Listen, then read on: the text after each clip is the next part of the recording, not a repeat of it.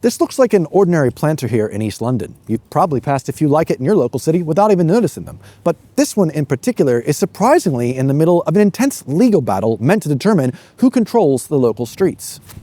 The current mayor of this borough was elected under the campaign promise to remove this very planter and more like it, but recently has lost his battle in the Court of Appeal.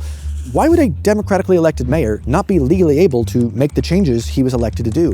And what's so special about this planter that made locals raise over £100,000 to fight the mayor to keep it here? My name is Evan Edinger, and today I'm visiting all 3 streets wrapped up in this legal battle to see what changed after the planters were put there. Do they actually make the neighborhoods better? And the uncomfortable truth behind the real reason why the mayor wants them gone. Yeah, this video is not going to go the way you expect, and if you want to sue me for what I reveal later in this video, well, be prepared to lose in court. Again. Low traffic neighborhoods. Low traffic neighborhoods. Low traffic neighborhoods. Simply moves traffic, it creates huge congestion. LTNs or low traffic neighborhoods. Found guilty of corruption. Stop playing politics with this issue. People are safer, they're healthier. Drivers have to use their vehicles to get to work. They've got no choice, but they're being punished.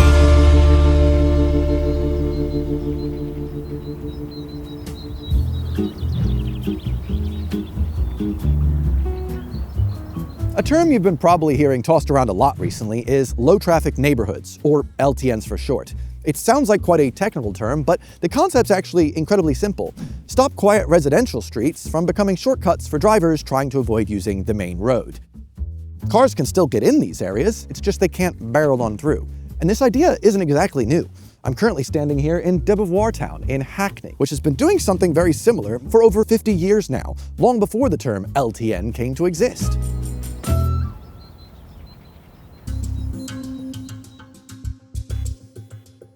In 1973, a lollipop lady, or crossing guard, was knocked down during the school run, and another child was seriously injured after being hit by a car. The residents nearby had had enough. So the parents actually banded together and blocked traffic themselves, even wheeling out the recently hit crossing guard in her wheelchair into traffic to force cars to stop. Protests kept up over the next 2 years, and eventually the council was forced to close a lot of these streets to through traffic. Putting this type of thing in place was pretty radical at the time, and after the barriers went in, something interesting happened. In the first 9 months, on the affected streets, accidents decreased by over 1/3, and for some of the worst roads, they dropped to 0. I mean, just from this shot alone, you can really see how a low-traffic neighborhood operates. You've got bollards here blocking it so that this becomes a filtered way for cyclists to make their way through. You can see this road here used to connect into de Beauvoir Square. However, they have made it into pavement now. So the only access to this area by cars is actually one of 2 roads over that way. People can still access it if they own a car in this area, but it's no longer a through road for cars. And as a positive, as you've probably noticed, a lot of cyclists ends up using this as a nice, safe, quiet thoroughfare.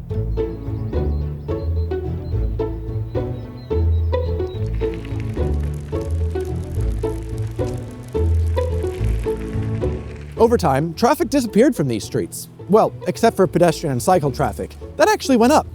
De Beauvoir Town became one of the quietest and most desirable neighborhoods in this part of London, and it shows. I cycle through this area all the time when I'm off to Islington, but not everybody thinks this story has a happy ending, because just a few streets away, recent LTNs put in have sparked protests, accusations of corruption, and a very recent court case.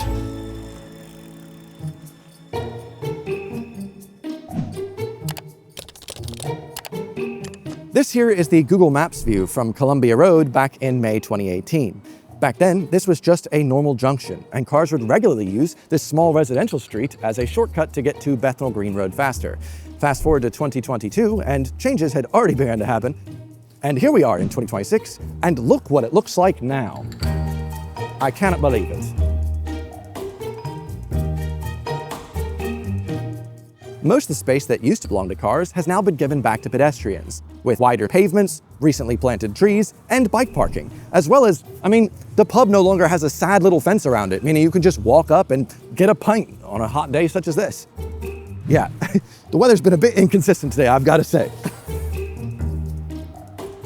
The road itself has been deliberately narrowed down to a single lane, so Even if there isn't a car coming the other way, cars naturally have to slow down when going through it, which makes the whole place safer for pedestrians even more than before.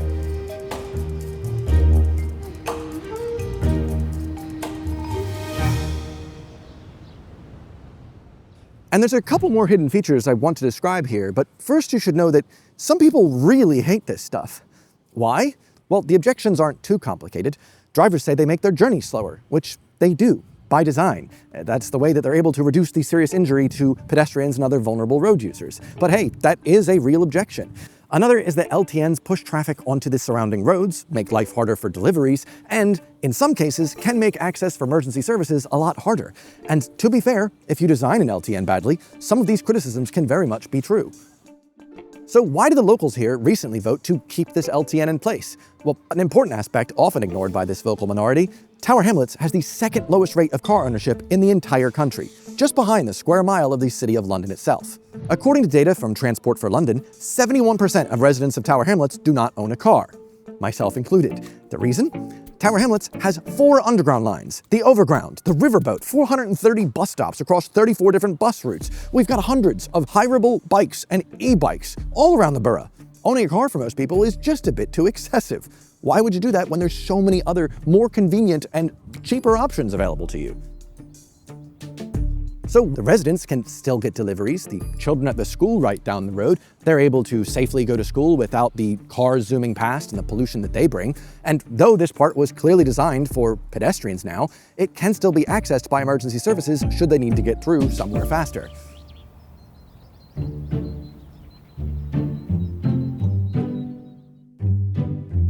Urban planners call this a modal filter because while certain modes of transport, like walking and cycling, are allowed and they're not affected, most vehicular transport is filtered out.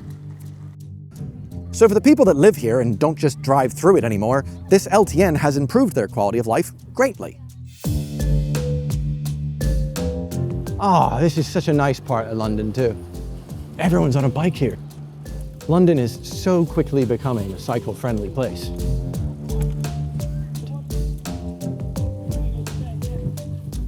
The previous administration, led by Mayor John Biggs, introduced LTNs like this one here in Old Bethnal Green Road as part of a much larger scheme called Bethnal Green Livable Streets.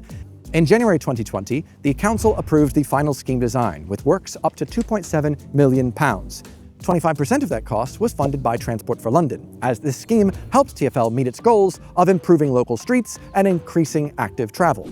Remember that for later. You can get a gist of what the place used to look like by looking at the Google Maps snapshot from 2019.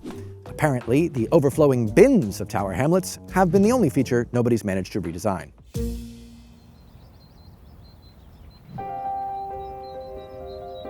But since the changes, this area has been beautified massively. We've got permanent seating fixtures for people to just sit and enjoy the weather that we're having today, though it seems to be up and down. As you can see, this area is incredibly quiet. You've got cycle lanes on the left side of the road now. The sun is dappling through the beautiful plants. You've got one small lane for cars, and it's not really taken by cars that often because this road is primarily used by the residents here, no longer a shortcut by drivers trying to speed up their run.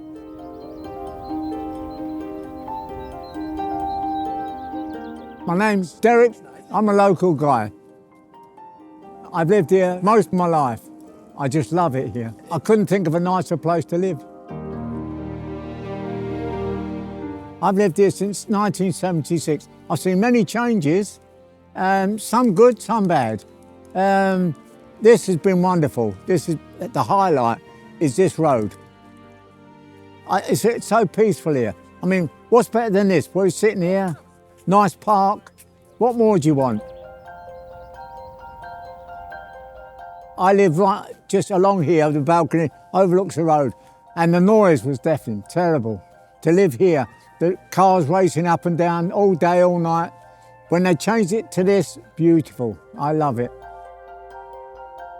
The most striking thing is how calm the place is. There are some cars going by because it's still a road. You know, we're in central London, inner London, so people are still going about their lives, but we couldn't be having this conversation 6 or 7 years ago because two-way traffic right behind you, and it was a cut through for like cars and deliveries that had nothing to do with this area.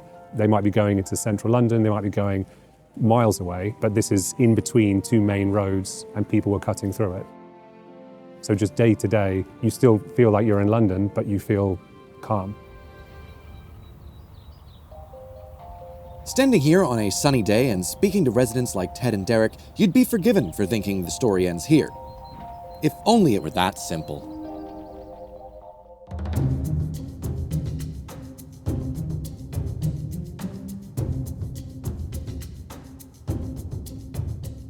In May of 2022, Tower Hamlets elected a new mayor, who in his manifesto, let me just use his words.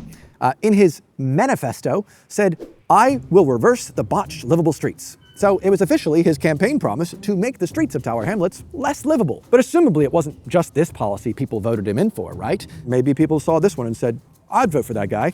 I want to invest in the future of our borough's excellent network of librarians." Yeah, judging from his manifesto, I'd say investing in libraries might be a good idea, though some of us might need to go to them more than others. But Rahman also had two more interesting nuggets from his manifesto. For instance, he says here, "I pledge to only introduce traffic reduction measures through consultation with and by the consent of the people of this borough." Oh, actually sounds quite admirable, doesn't it? But he also says, well, he wants to end the practice of consultation being nothing more than you being asked to rubber stamp a decision which has already been made. Oh, okay. This guy sounds pretty great, right? I mean, at least his promises do. So there was an election in May 2022, and within weeks of the results, so only about a month or so later, the first consultation came through my letterbox. And I was shocked to see that this neighbourhood that had recently been made really kind of safe and calm, the council was proposing to kind of destroy it very quickly with a kind of rushed consultation. I came out onto the street, began with a conversation standing on some chairs out on the street, and snowballed from there. Similar to the community-led protests in Debevoise Town in the 1970s, locals here gathered to form a group called Save Our Safer Streets. Residents responded to the consultation en masse, determined to make their voices heard.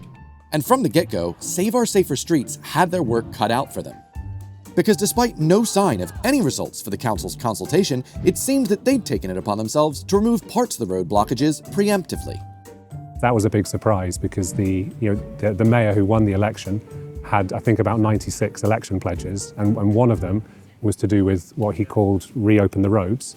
But he had many other pledges, including about really good consultations and listening and all of these things. So we thought there was a long way to go. Where I live is at one end of the low traffic neighbourhood, and where my kids go to school is the other end. Yet again, another school. This area is full of schools. So the most personal kind of benefit of the current scheme and the reason I was scared about it being taken away was, my, at the time, kind of 3-4-year-old child having a really safe journey to school, and the threat of that being taken away. Like going back to how it was before, I was really scared. And in that same moment, my background is as a project manager working in local government on public realm and transport schemes. So I was like, if I don't do something to try and stop this, like who is going to? So I felt like I had to do something. Finally, in January 2023, the council published their report. The results of this first consultation were quite evenly split, though just on the side of people voting to keep this in place. But some people thought the numbers looked a bit fishy. Save Our Safer Streets performed multiple Freedom of Information requests against the council, only to find that there were 600 responses to the consultation that were conveniently left out of the data. And if they had been included, the results would have swung even more in favor of keeping these livable streets and low-traffic neighborhoods. Mayor Lutfer Rahman clearly didn't get the results he wanted, so he ran another consultation, but this time only allowing it to run for 3 weeks. But, egg on his face, turns out the results of the second consultation also didn't go in the mayor's favor, with 58.7% of locals voting to keep the livable streets. And when you expand that to residents of the entire borough of Tower Hamlets, that number raises to over 75%. And these numbers paint an even clearer picture when you account for how black and white the framing of the question was. The consultations that were done here were never meaningful. They were too reductive in keep it exactly how it is or completely remove it, when all along it's been obvious that there are ways to improve what we have here or fix issues without spending £2 or £3 million removing it. So I'd say that in a sentence, the consultations were reductive and therefore not meaningful. So over 75% of people in the borough, and also the majority of the people that locally live here, voted to keep these livable streets. And hey, it'd be really bad if a mayor that campaigned promised to stop just rubber stamping decisions he's already made and not do anything without polling the actual people, if he went back on that manifesto. Yeah, that's what he did. That's what he did. Now, to be fair to Raman, he did have an argument, and on the surface, it sounds reasonable. The roads have been pedestrianised, have been closed, where there's nice terraced houses, expensive houses, where people are quite affluent. It's okay for them to have a low carbon dioxide, area, patch, but most of the traffic is going through nearby council estates, housing estates which is densely built, which is cars emitting more carbon dioxide. There's a huge traffic each day, every hour, and it's affecting certain kind of people. That argument falls apart pretty quickly. First, 71% of Tower Hamlets residents do not own a car. And secondly, according to Tower Hamlets' own traffic studies, after these LTNs were put in place on 2 of the roads that should have increased in traffic, because, where's the traffic going to go? These are the main roads. Traffic actually decreased. A low traffic neighborhood is like any kind of tool. If you misuse it, it leads to bad things happening. And in this particular area, there have been lots of studies, and even the council's own studies prove that diversion of traffic onto adjacent roads hasn't really happened. In some particular places at particular times, there have been a slight increase, but it's been established that that's part of the wider increase that's happened since the pandemic across London, across Tower Hamlets. Air quality has improved within the low traffic neighborhood and the roads on the edge. So this idea that it's diverting those problems, and even furthermore that poorer people live on those main roads compared to the wealthier people who live within the area, that's not true. They actually, years ago, they decided to prioritize this area because, like a lot of Tower Hamlets, it's a very mixed area with some wealthy people, some poor people, and actually it's quite representative of the whole borough. So Raman runs 2 consultations. Neither run in his favor, and as it says in his manifesto, he's not the type of guy that's just gonna rubber stamp decisions that he's already made. So I guess that's it, right? Option 2, to keep the livable streets, won. Well, no. You see, Raman had a hidden trick up his sleeve, a hidden third option that was not given to anybody to vote on. Instead, he just pulled that out of his ass. Sorry, I don't want to get sued for defamation. I don't know if it came out of his asshole, but who's to say? A hidden third option that was not on the consultation and that nobody got to vote on would be going through instead. What exactly is option 3, you might ask? Well, it's just option 1, but there's a 3 instead of a 1 now. They describe some changes, but for all intents and purposes, it's option 1 with a new coat of paint. Raman wants what Raman wants, and Raman gets what Raman gets. Reading through the minutes of the cabinet meeting discussing the consultation are also pretty eye-opening. For instance, they say, whilst there was support for retaining the scheme, roughly 42% of residents wanted them removed. Which is a really fun way of saying the majority didn't want them removed. But then after some misleading justification, they just decided, let's remove the LTNs anyway. And quote, the mayor agreed to adopt option 1 and rubber stamp the decision he wanted to despite public opposition. And when a mayor ignores consultation results and the data, the argument stops being, are low traffic neighborhoods a good idea or not? And starts being, who actually gets to decide? The locals, the borough mayor, or a mysterious third option the borough mayor never considered? And nowhere does that question hit harder than at the final street we're visiting that's wrapped up in this case today. This here is Arnold Circus, the 3rd low-traffic neighborhood meant to be getting the axe. What used to be 7 roads for cars leading into a roundabout is now only 2 roads for vehicular access and 5 for pedestrians and cyclists. In the middle of the roundabout is a lovely green space used by locals in the area, as well as children from the nearby Virginia Primary School. Arnold Circus is one of the strongest arguments for LTNs, and probably one of the strongest arguments against them. As opposed to the other LTNs we visited today, this one features these static planters, which, while nice and beautify the space, also prevent emergency services from accessing the area. And they said as much during the second consultation.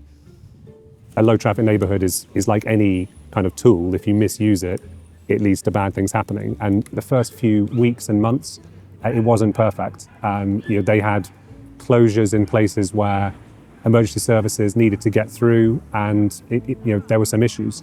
And I guess one of the good things about how this was put in and how flexible it was is that the council could listen to what the emergency services said and make some changes. So there were a few points where there were some issues, and they literally moved some planters out of the way, replaced them with cameras, or at least signs that said, no cars are allowed through, and that meant that emergency services could come through. So it's quite common that these schemes have teething problems, and then with some feedback, with some adjustments, they work. And then now we're 4 or 5 years later, the emergency services support what's happening and are happy to keep them.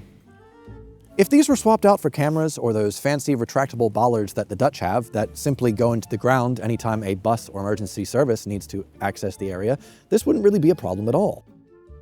The London Metropolitan Police warned that Arnold Circus is primarily a residential area and that reopening it to through traffic would likely increase the antisocial behavior spillover from Shoreditch. And when the mayor's team pushed the police, asking them if they could go with option 1 anyway and opening the roads to cars, the police had to reiterate that keeping as much of the LTNs as possible would be advised for the marked reduction in collisions and deaths of vulnerable road users and to keep the noticeable reduction in antisocial behavior. So at this point, the mayor has been told no by the locals twice, no by the police twice, but yes by the British Bangladeshi community who helped the mayor get into power. So the mayor decided to push through with his plan anyway.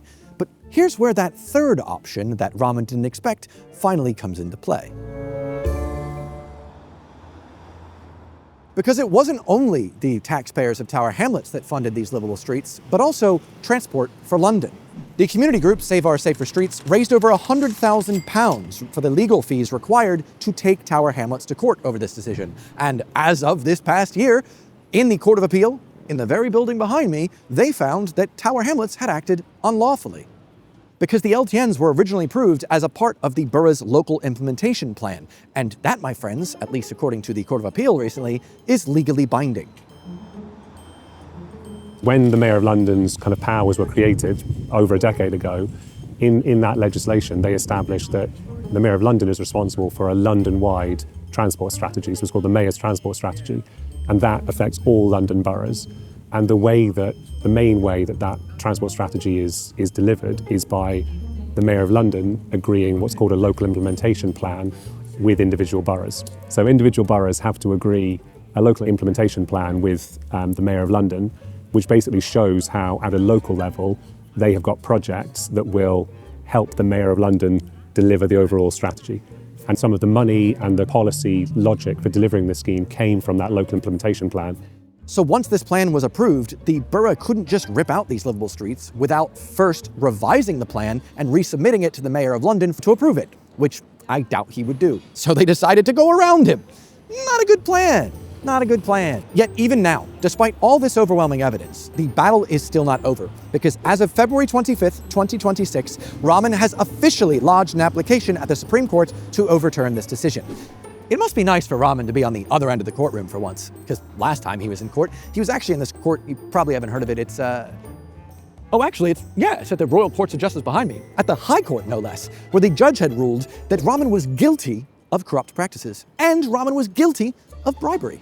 But somehow, due to the weird laws in this country, that only meant Raman couldn't run for office for another 5 years. And prior to this, Raman was also ousted from the Labour Party after allegations arose that he was linked to an alleged Islamic fundamentalist group. And as reported in the Evening Standard, Raman had personally signed up fake members to help win his selection. And after his 5-year ban was up, Raman was a bit neater this time with his election campaign, and with his newly formed Aspire party, he took control of Tower Hamlets, and everything that the previous administration had put in place was now on the chopping block, despite local opposition. And sure, according to the Public Register, 2 councillors linked with Aspire during this period, namely these 2, have listed Uber driving in their interests. Now, I'm not alleging a link between this and that policy, but in a debate of reopening the streets to cars, that's the sort of information I think that the public deserves to know. And that scrutiny matters even more with Raman, considering he was previously found guilty of corrupt practices. As reported in Prospect magazine, Aspire's base is local Bengalis, who make up about 33% of the borough's population. And Raman himself hails from eastern Bangladesh. So when you consider that 77% of residents of Tower Hamlets, regardless of ethnicity, voted in favor of keeping the LTNs, but people who identify as Bangladeshi within the borough overwhelmingly voted to get rid of LTNs, it raises some interesting questions. Tower Hamlets is an incredibly ethnically diverse borough. You can find people from all countries and all walks of life there. But the one place you won't find that diversity is in the mayor's party. Because as of recording, of the 23 elected councillors of the Aspire party in Tower Hamlets, 21 are Bangladeshi men and 2 are Bangladeshi women. One of which, who's meant to be representing her ward in Mile End, is, well, missing quite a few council meetings. She's made 8 of the last 21. Where's she been? Well, in a small country 5,000 miles away, campaigning to be a member of parliament there. It's a country called Bangladesh. So while collecting a salary from all of our taxes of £20,000, Sabina Khan managed to attend a paltry 8 of the recent 21 council meetings because she's been out in Bangladesh. But do not worry, Tower Hamlets Council have assured us everything is fine. In fact, they say UK law does not automatically disqualify a person from being a councillor solely because they're running for or hold elected office in another country. So it's fine.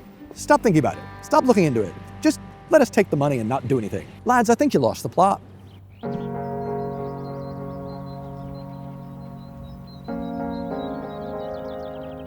Full disclosure, I was someone who always thought this was amazing, and I was always kind of surprised like when people didn't like it, but obviously there was a lot of people who thought otherwise. But one of the pleasant surprises over the last 4 years has been meeting people who were really angry about this coming in the first place, but over a period of time can actually weigh up the benefits and have changed their mind. Sitting here, I've met so many neighbours there, just like Katie, just like Ted. Unbelievable amount of people I've met here. When I was young, we're going back now, 1950. I've lived in Bow, and of a Sunday, everyone would sit outside their doorstep and peel the potatoes and shell the peas. It was very communal. Everyone was so happy. And this has brought me back to when I was young. It really has. I don't want this changed.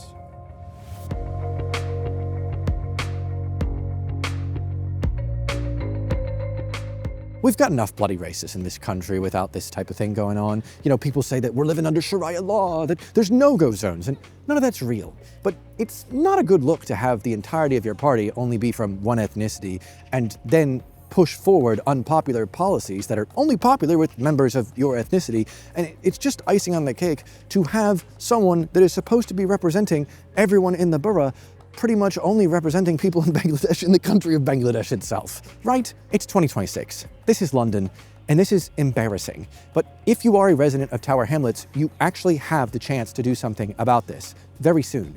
Though we do still have to hear back from the Supreme Court on if Raman will win and be able to bulldoze these livable streets of ours or not. However, May 7th, 2026 is officially the time for elections for local council.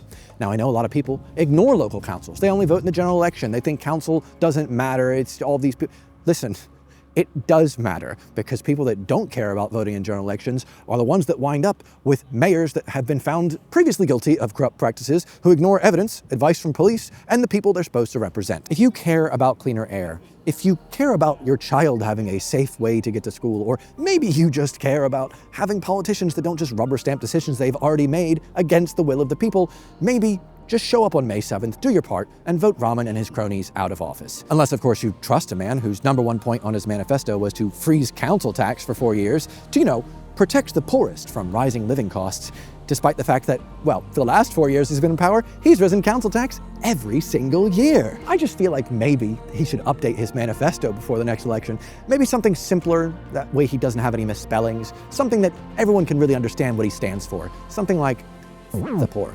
Vote Loot for Raman. Anyway, for the rest of us with functioning brains, please do your part, add a reminder to your calendar for May 7th, and show up and vote in your local council elections. And if you haven't registered to vote yet, you have until April 20th to do so, and it only takes 5 minutes, so check the link in my description to get registered today. And if you live in Bethnal Green West, Ted Maxwell from this very video is running as an independent there, so maybe consider giving him one of your votes. If I don't do something to try and stop this, like who is going to? So I felt like I had to do something. As for Mayor of Tower Hamlets, after researching my options, I plan on voting for Hira Khan of the Green Party and wish her the best of luck.